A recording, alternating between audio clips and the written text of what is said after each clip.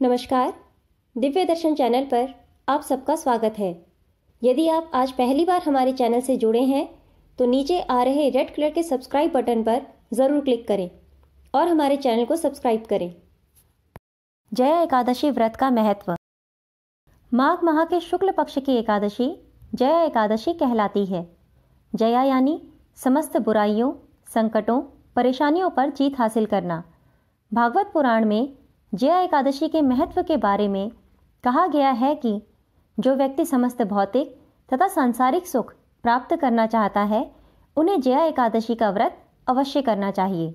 माना जाता है कि जया एकादशी का व्रत रखने से मनुष्य को मृत्यु के पश्चात भूत प्रेत पिशाच की योनि में नहीं भटकना पड़ता, वह सीधा मोक्ष को प्राप्त कर वैकुंठ को जाता है।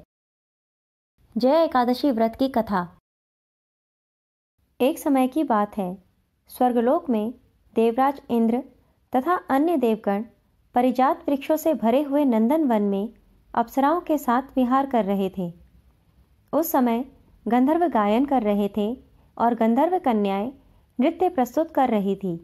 सभा में माल्यवान नामक एक गंधर्व और पुष्पवती नामक गंधर्व कन्या का नृत्य चल रहा था। इसी बीच पुष्पवती की नज़र जैसे ही माल्यवान पर पड़ी वह उस पर मोहित हो गई। पुष्पवती सभा की मर्यादा को भूलकर ऐसा नृत्य करने लगी जिससे माल्यवान उसकी ओर आकर्षित हो। माल्यवान गंधर्व कन्या की भंगिमा को देखकर सुध-बुध खो बैठा और गायन की मर्यादा से भटक गया। चित्त भ्रांति के कारण वह शुद्ध गान ना गा सका। कभी ताल भंग हो जाती तो कभी गीत बंद हो जाता। इंद्र को पुष्पवती और माल्यवान के अमर्यादित कृत्य पर क्रोध हो आया और उन्होंने दोनों को श्राप दे दिया कि वे स्वर्ग से वंचित हो पृथ्वी पर निवास करें। मृत्युलोक में अति नीच पिशाच योनि दोनों को प्राप्त हो। इस श्राप से तत्काल दोनों पिशाच बन गए और हिमालय पर्वत पर एक वृक्ष पर दोनों का निवास बन गया। यहाँ पिशाच योनि में उन्हें अत्यंत कष्ट भोगना पड़ा। वे हमेशा यह सोचते कि उन्होंने ऐसा कौन सा पाप कर्म किया जिस कारण उन्हें पिशाच होने का दुख भोगना पड़ा। एक बार माघ शुक्ल पक्ष की एकादशी के दिन दोनों अत्यंत दुखी होने के कारण निराहार रहे। दुख के कारण दोनों को रात्रि भर नींद भी नहीं आई। दोनों रात भर साथ बैठकर जागते रहे। ठंड तथा कमजोरी के कारण दोनों की मृत्यु हो गई और अनजाने में जया एकादशी का व्रत हो जाने से दोनों को पिशाच योनि से मुक्ति मिल गई।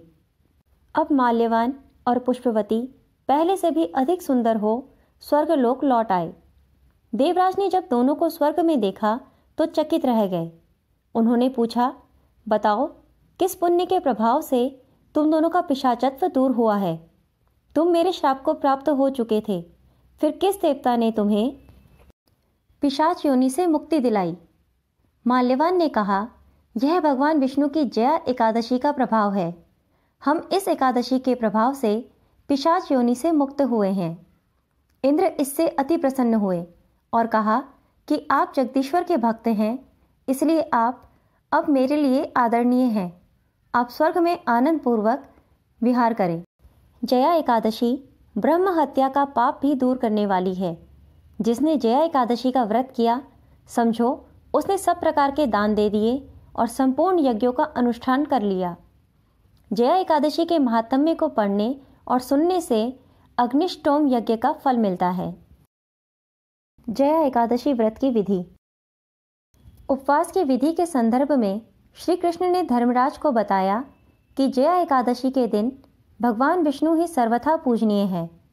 जो भक्त इस एकादशी का व्रत रखते हैं उन्हें दशमी और द्वादशी के दिन नियमों का पालन करते हुए दिन में एक ही समय सात्विक आहार ग्रहण करना चाहिए। एकादशी के दिन श्री विष्णु का ध्यान करके व्रत रखने का संकल्प करें। स्नान आदि से निवृत्त होकर पूजा की चौकी सजाएं और फिर धूप, दीप, चंदन आदि षोडशोपचार से भगवान विष्णु की पूजा करें। पूजा के बाद भगवान को भोग लगाएं। पूरे दिन एकादशी व्रत के नियमों का पालन करें। सुबह और शाम को भगवान विष्णु का पूजन करें। जया एकादशी व्रत की कथा पढ़ें या सुनें। रात्रि को श्री हरि का स्मरण करते हुए जागरण करें। द्वादशी तिथि को व्रती ब्राह्मणों को भोजन करवाए तथा दक्षिणा दे। तत्पश्चात पारण मुहूर्त देख एकादशी व्रत का पारण करें। ऐसे ही और वीडियोस के लिए हमारे चैनल को सब्सक्राइब करें और हमारे वीडियोस को लाइक और शेयर ज़रूर करें। धन्यवाद।